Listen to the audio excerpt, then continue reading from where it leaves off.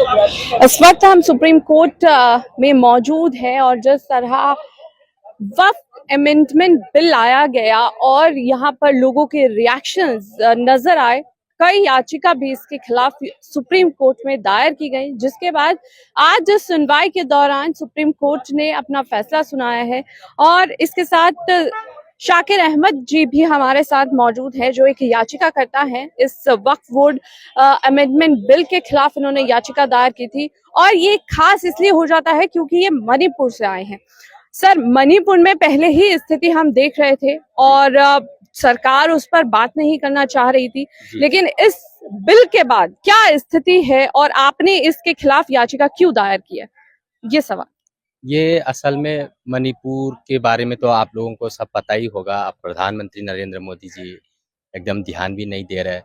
तो ये जो वक्फ अमेंडमेंट एक्ट आने के बाद मणिपुर में ऐसा हालात हो गया, तो जो चौथ घाव में नमक डालना जैसा सिचुएशन हो गया।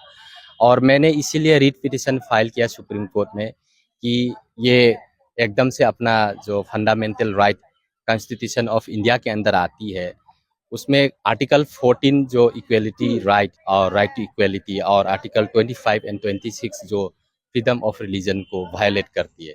इसलिए ये वक्फ जो अमेंडमेंट एक्ट के खिलाफ हम सुप्रीम कोर्ट में रिट पिटीशन फाइल किया। तो इसके खिलाफ आज जिस तरह से सुनवाई की गई, सुनवाई के दौरान कहा जा सकता है कि एक फैसला फिलहाल सुप्रीम कोर्ट ने सुनाया है और वहीं सरकार ने भी 1 हफ्ते का टाइम मांगा है।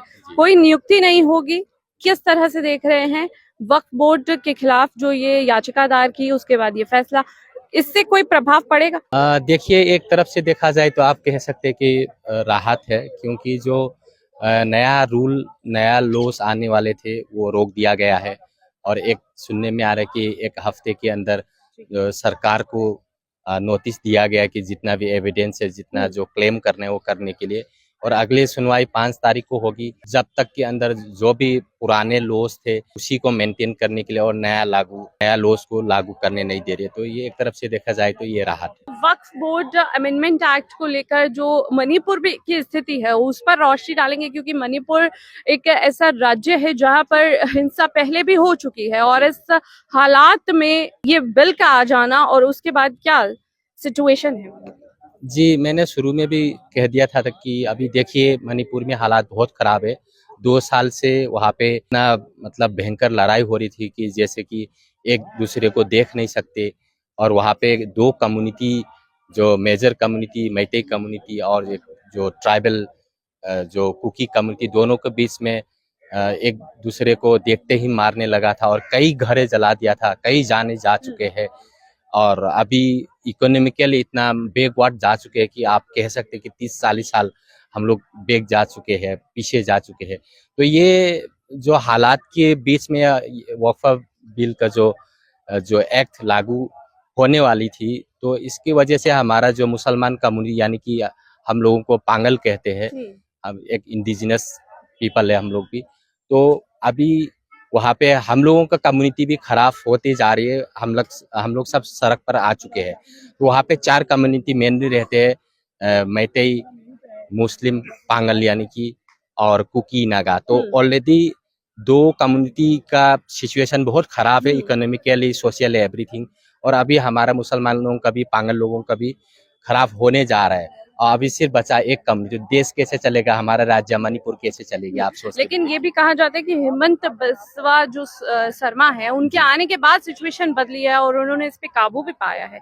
क्या ये सही है? नहीं, ये सिर्फ झूठ है। इन लोगों का तो पता ही है आपको, जुमला ही जुमला है। मणिपुर में यहाँ क्या हालात हो रहे हैं, आप लोग आके जितने भी इंडिया का जर्नलिस्ट है, न्यूज़ चैनल से आके देखिए, तभी मालूम पड़ेगा मणिपुर में क्या हालात है।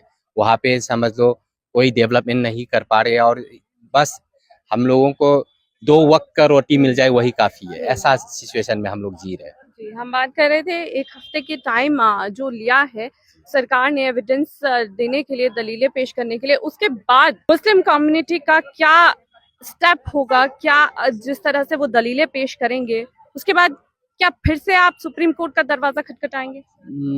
जरूर, ये तो हम लोग लगा रहेगा तब तक, ये एक्ट रिपील नहीं होने तक हम लगा रहेगा। और मुझे लगता है जितना भी माइनॉरिटीज मुस्लिम्स है, ये शांतिपूर्वक विदाउट वायलेंस हम लोग प्रोटेस्ट करते रहेंगे तब तक सुप्रीम कोर्ट से पूरा हम लोगों को राहत मिल जाए।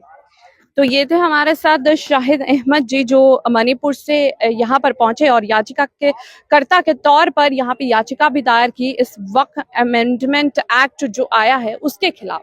आज के फैसले के बाद इनका कहना है, इवन तमाम लोगों का कहना है कि ये एक राहत की बात तो है, लेकिन आने वाले जो 7 दिन है जो केंद्र सरकार ने मांगे हैं उसमें क्या दलीलें और क्या एविडेंस पेश होते हैं, ये देखने वाली बात होगी। कैमरा पर्सन समीर के साथ मैं पल्लवी शर्मा, अमन न्यूज़, दिल्ली।